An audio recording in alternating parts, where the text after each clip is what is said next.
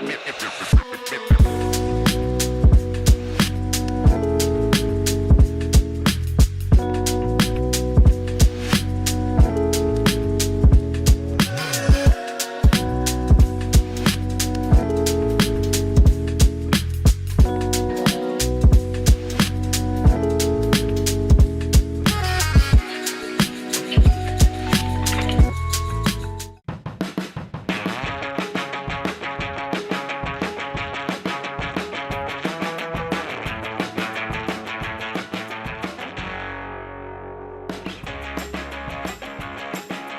of those great times to be a Philadelphia fan.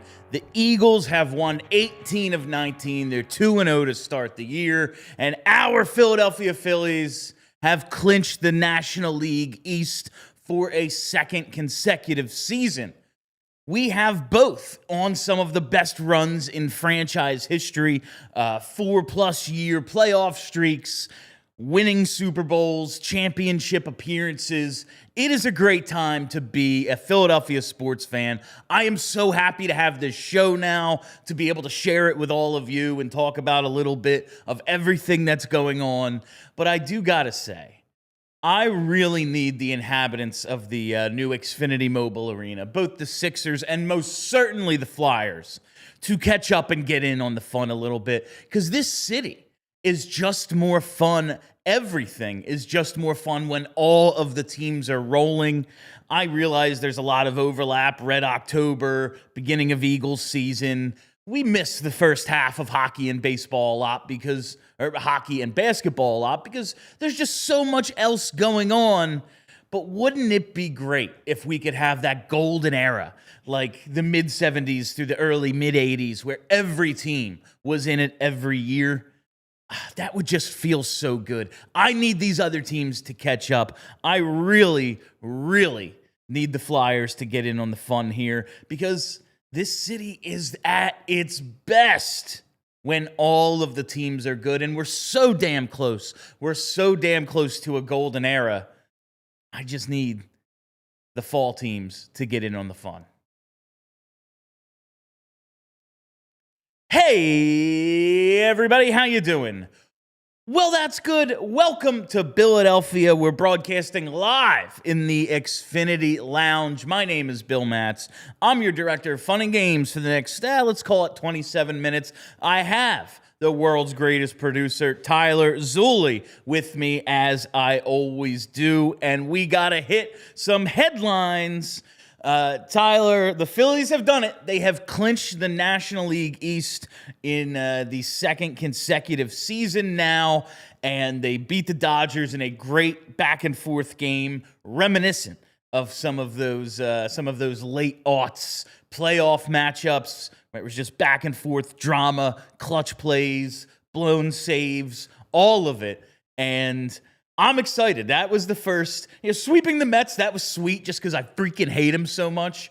But having a game like that against the Dodgers really reminds me of like my favorite time ever as being a Phillies fan, those 08-09 series. And now we're back trying to get that bye week, trying to clinch one of those top two seeds. So I got to ask you right now, what's the priority, Tyler? You host the Phillies show here at PHLY. You are the Phillies authority as far as I'm concerned. Now, I'm watching this team play great ball, and I kind of don't want to see them have to just go home for 3 days waiting during the wild card. But also, I can see, a lot of these guys never get a day off. Setting up the pitching staff so that we can go 1, 2, 3 the way we want to is so important in that National League Division Series. What do you think is the most important thing right now that they've clinched the playoffs, clinched the division? Yeah, I think I've had this conversation a lot, and to me, the bye is a very pressing thing. And I think at this point, they're going to win the bye. Whether that means be the 1 seed or the 2 seed, they're going to be able to be not have to play in the wild card round. I think if they win one more game against the Dodgers, I think it's pretty much over. Even with just this one yesterday, I think they feel pretty comfortable about it heading into the final 9 games. To answer your question, I have always been a big proponent of the bye gives you more benefits than it hurts you. I know baseball is the most repetition, superstitious, flow of the game type of sport, probably even more so than the NHL playoffs. But I think baseball more so than anything because it's so volatile, you want to be able to get on a hot streak and roll. We've seen the Rockies do it in 07. You saw the Nationals in 19, the Phillies in 22, the Diamondbacks in 23. But I think the benefit of the bye is important. And I think what it does is, as you brought up, it allows you to set up your rotation in a way that works best for you. I think it allows you to get your ace, or in this case, your ace light, but Sanchez is still an elite number one, even without Zach Wheeler, to go up against the team's 3 or a 4 or a bullpen game even. Who knows how they're going to structure things. And I think that with the Phillies, the way that they're set up, this is a veteran-laden team. I know they go through peaks and valleys throughout the season. I think a couple of days off should not hurt this team the way that it has in the past. And I do think getting the bye and having the ability to play game 1 and 2 in the NLDS at home is big. Not have to play in a 3-game wild card is big, where anything crazy can happen. And to get Sanchez, Suarez, Luzardo set up in the way that you want to set those guys up, I think that's the priority. Yeah, I think setting up the rotation, and let us not forget, like, all right, maybe Trey Turner is back at the very end of the regular season, but you and I talked last week about that injury. You know, if you can just get through without him, and it very much looks like they're going to be able to do that, well, how about 3 extra days? That would be pretty good for him too. I can't imagine that would hurt at all. So I do think now the priority is grabbing that bye. There is still that part of me that's like remembers those Braves series and thinks, Well, and I get it. And the numbers tell you that you may be, and whoever feels that way may have a point to it, right? Because since the bye has been implemented in 2022, teams with the bye are just 6-6 in the NLDS. Now, last year, the Phillies were the only team with the bye to not advance to the CS. It was the Yankees and the Guardians did it in the American League, and of course, the Dodgers did it in the National League. The year before, the Astros were the only team to win their DS appearance after getting the bye in 2023. In 2022, they were 2-2. So you're looking at 6-6. So maybe there's merit to say you want to play hot, you want to continue to roll. But I think for me, it's just a matter of this means more than having those extra couple of games, because anything could happen in those extra couple of games. every series is its own entity, thinking about something that happened in 2022 and be like, well, I don't want to repeat that. Like, well, it's different teams. It's different. Like, I do think your point about the Phillies being such a veteran team, like I still see people refer to the daycare as the daycare. And like the daycare are entering their like 28 age, they're like their age 28 seasons now. Like these are grown ass men. And I think it would help, especially given the age and the injury history of some of these players. Like, I can't just look at it and go, well, man, it didn't work for the Braves. It didn't work for the Phils. Like, maybe I think it is the best possible situation for this team. But they have clinched the NL East, and now it's time to bury the Dodgers. And you see, like, now the Cubs are ahead of the Dodgers in the standings in terms of moving up a little bit. I don't think they're catching the Brewers anytime soon. But it is interesting to just see how this is playing out, and the Phils still have a chance at that one spot. Speaking of divisions, I wanted to get to this yesterday, but we just had so much actual Eagles to talk about. Dear Lord, the NFC East is bad. Now, I am going to give the commies, I'm going to give them a little bit of a break for losing. Like, listen, week 2 on the road in Lambeau. Green Bay is a good team. Thursdays on the road, notoriously difficult. I'll give them a little bit of a break, although they did not look good. Especially in that first half. The Cowboys and Giants flat out suck. That game deserved to end in a tie, and both teams deserved to lose. Like, it really was absolutely horrible. There was a play early in that game on which 4 penalties, 2 on each side, were called. I don't know if I've ever heard of that, unless, like, there was a fight on the field. That's not what happened. It was just like, oh, yeah, man, these teams are bad. There was a Giants O-lineman who got flagged 4 times on one drive.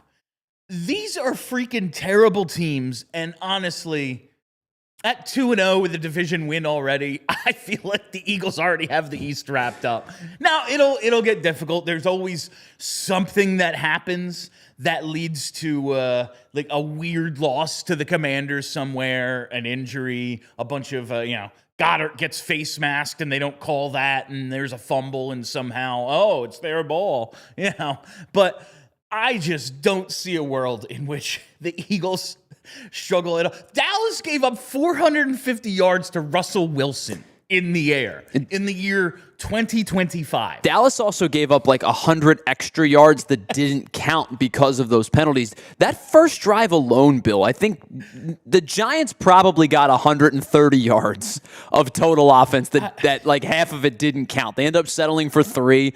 But I was watching that drive before the Phillies game started, and I'm like, this is awful. And I know you brought it up the other day, right? It's the first 2 weeks are like basically preseason at this point, and to get out of the first 2 weeks 2-0, like you watch the Eagles did it, and were they perfect? Absolutely not. Do they have things to clean up? 100%. But you watch a team like the Bucs do it last night, where they have led for like 12 seconds the entire season basically, and have back-to-back game-winning drives because Baker is a dog, and they've just come to play good football. But like, there's so many things that have gone like volatile in the first couple of weeks of the NFL season because of it basically being extended preseason, that to get out of there 2-0, I mean, is a huge leg up on the competition.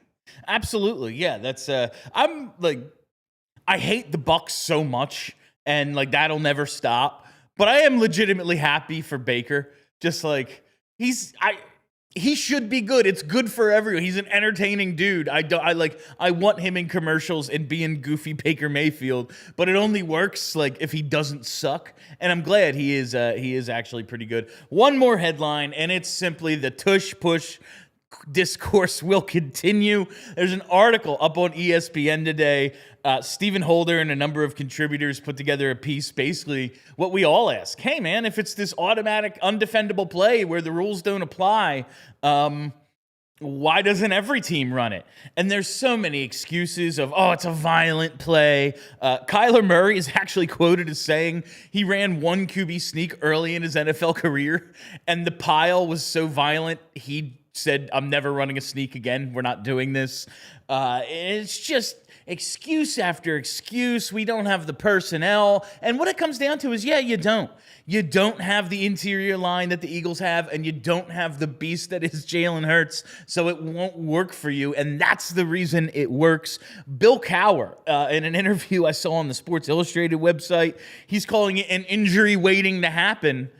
Yeah, we are waiting. We are waiting for this injury that never has occurred, and it's just such a joke thinking back to his Steelers teams. I would love to know the injury risk difference of running Jerome Bettis up the middle on the goal line and running the tush push. What makes one more violent than the other? What makes one an injury? You employed Jerome Harrison, who was a walking injury waiting to happen, and yet, oh my God, this QB sneak, it's basically violence in our society that we need to bring to an end. I'll never understand this whining and crying that is going on, and I do love it. There's so much of it on social media right now, and it's really, really making me feel good that the Eagles are this team that run this play that is upsetting apparently the entire rest of the country. All right, and with that, we got to take our first commercial break. All right, sports fans, listen up, because September's here, football's back, school is in, and it's the perfect time to get your finances back in shape too. I've been checking in on my credit score lately, and let me tell you, if you're a member at TrueMark Financial Credit Union, you've already got a serious edge. Anyone who's been watching me for any amount of time knows, maybe not the most financially responsible, but I have been working on my credit score lately, and it has come up quite a bit, thanks in large part to my friends at TrueMark, because they've got this tool, this free tool called Savvy Money, right inside their online banking and mobile app. I use it myself, and seriously, it's like having your own financial coach right in your pocket. You check your credit score anytime, and you don't take a hit for doing so. You can get tips on how to improve the score and even get alerts when anything changes. That's what I call playing smart defense with your money. So if you're already on Team TrueMark, fire up that app and check out Savvy Money today. And if you're not a member yet, what are you waiting for? Step up your financial game, swing by one of their 24 branches, or visit truemark.com/PHLY to open an account.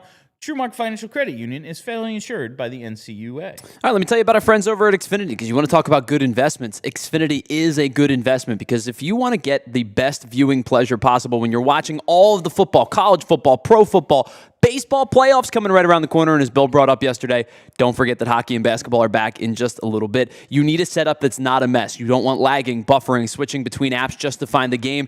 If you want to have the best experience and call yourself a big fan, you have to get Xfinity. It is the ultimate sports destination where you can find all of the best games and your favorite teams all in one place. And the way to watch, it becomes next level. It's the perfect fan flex where you get all of the action right in your living room. Plus, with Xfinity's Best Picture and sound enhanced with 4K, you're going to feel like it's so clear you're right in the stadium. Sometimes you can even watch 4 games at once. Why not? You can do it. It's there. It's a free tool. You might as well take advantage of it. And on top of that, you get real-time notifications and live stats right on your TV. It is the best seat in the house every single time. So next game day, make sure that the big fan in your life isn't a big fail. Learn more at Xfinity.com. Xfinity, imagine that.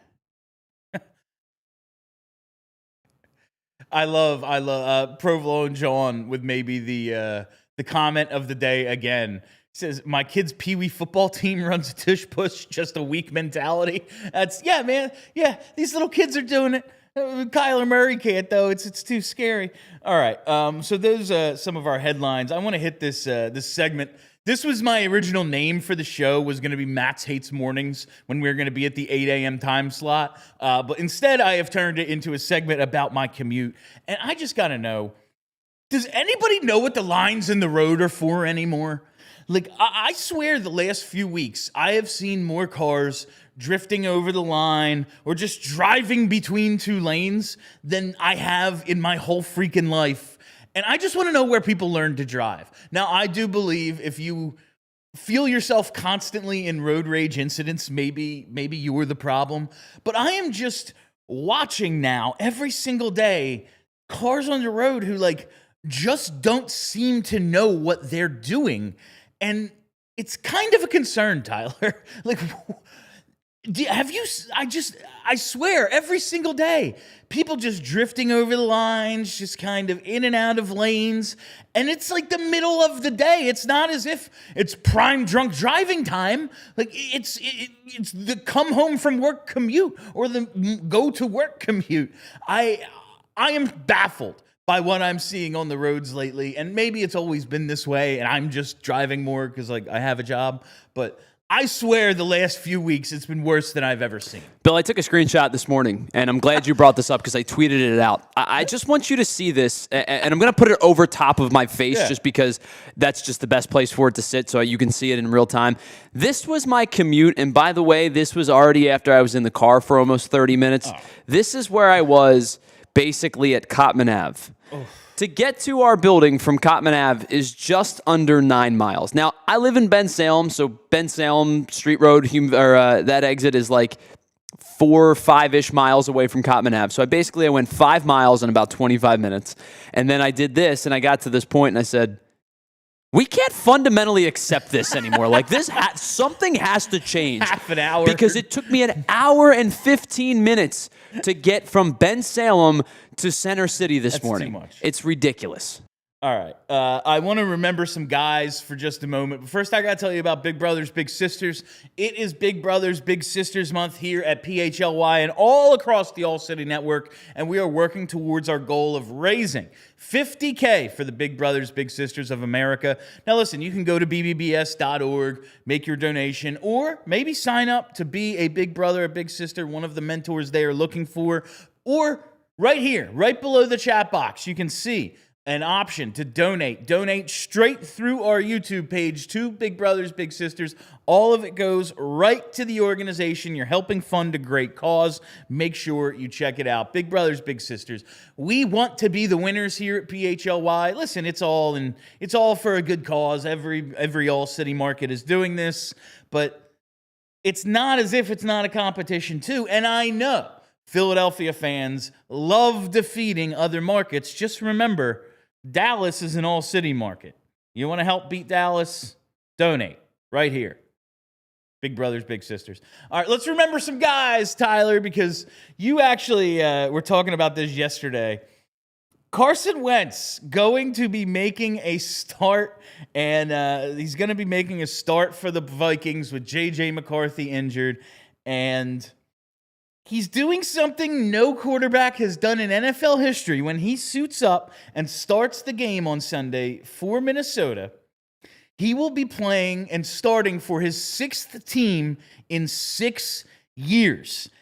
And that is, to think where we were 6-7 years ago and how much of a lightning rod this guy was in Philadelphia, the nonstop sports radio discussion of Carson Wentz, the nonstop, is he a premier quarterback? Is he injury prone? Can he even get it done in the playoffs? He was such a talking point, and now he's just a guy who floats around team to team if you need a veteran backup. It's crazy how quickly this seems to have happened. Yeah, and I think the funny thing is, too, right, the final year in Philly, it fizzled out. It was weird. It obviously ended up being a plus for the Eagles because Jalen Hurts steps in and all he does is win. But he plays the final 12 games in Philly, and then he goes to Indianapolis, and the expectation is he's going to be the starter there, and he plays all 17 games. But it was a weird year, and they weren't very good, and they missed the playoffs, and he moves on to Washington, and then you start to see the one-gamers, right? It's not like he's a starter. He played 7 games in Washington, 1 game with the Rams, 1 game with the Chiefs. It'll probably be 2 or 3 games with the Vikings until J.J. McCarthy is back and healthy again. It's a very weird career for a guy who was selected as the number 2 overall pick. I actually forgot. I looked up his numbers last night.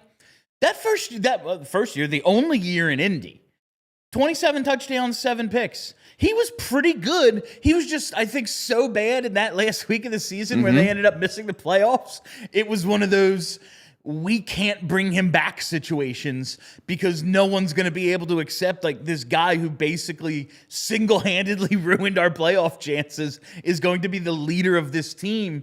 And it is just so weird to see where this has gone since he was drafted in 2016, was on course to be the MVP in 17.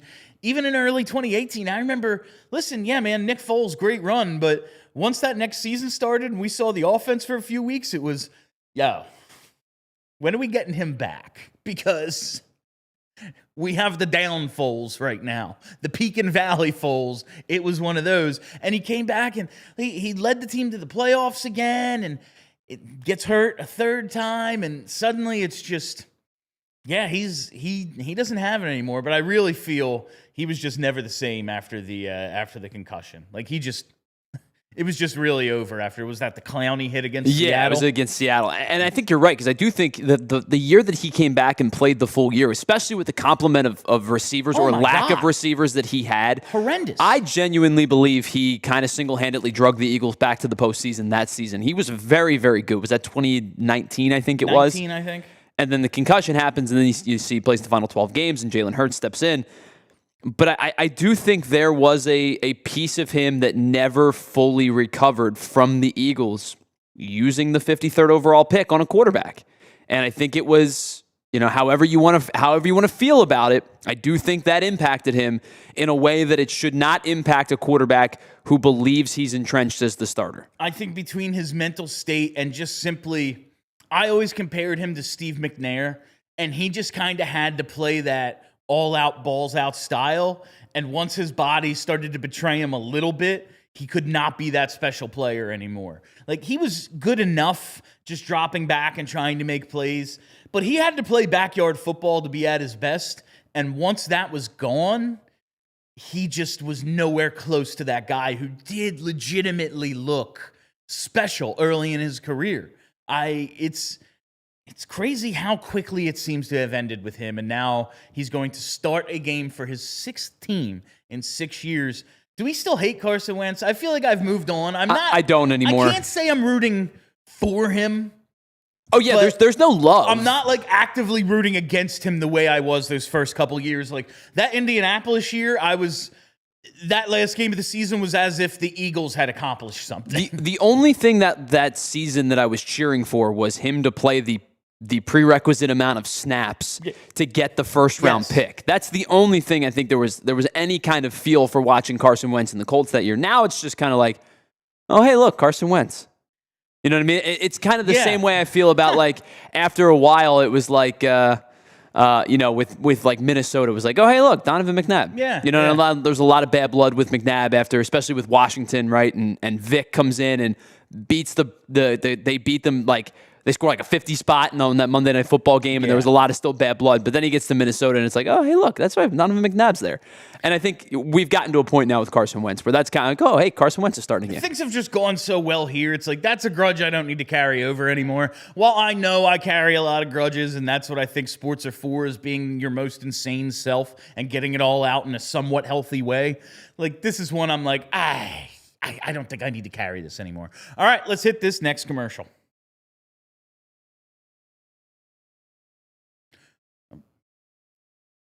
Whether your favorite team wins or not, there's always another way to win on the BetParx online casino app. With new games like Huff N' More Puff and Fireblaze Sky Queen, it's the only app I ever use to play all my favorite casino games right in the palm of my hand. They've got blackjack, they've got roulette, they've got craps, poker, baccarat, and hot online slots like Cash Eruption, 88 Fortunes, and Cleopatra. They've also got slots based on your favorite streaming shows like The Walking Dead and Breaking Bad, and new users now get up to $1,000 casino bonus back if you're down in the first 24 hours. All you got to do, go to betparx.com and download the app right now and enjoy all the action and excitement from the casino at your fingertips. You must be 21 and in PA, Jersey, Maryland, or Michigan for BetParx. You love to play. You play to win. You bet. BetParx. Gambling problem. Call 1-800-GAMBLER.